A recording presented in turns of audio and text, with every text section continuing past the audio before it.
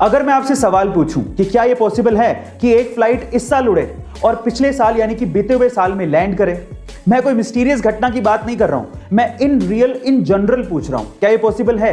जी हां, यह पॉसिबल है और यह हुआ भी है। यूनाइटेड एयरलाइंस की एक फ्लाइट शंघाई से 1 जनवरी 2017 को उड़ी थी और 31 दिसंबर 2016 को सैन फ्रांसिस्को में लैंड हुई थी। अब ये सिंपल लॉजिक है, देखिए उस दिन न्यू ईयर था और हर एक कंट्री का टाइम जोन अलग अलग होता है, इस वजह से ऐसा हुआ था। ये कोई मिस्टीरियस घटना नहीं है। गाइस, आपको ये इंटरेस्टिंग इंफॉर्मेशन कैसी लगी कमेंट सेक्शन में जरूर लिखिएगा और ऐसे अमेजिंग वीडियोस के लिए शेयर, सब्सक्राइब एंड लाइक। मिलता है अगली वीडियो में।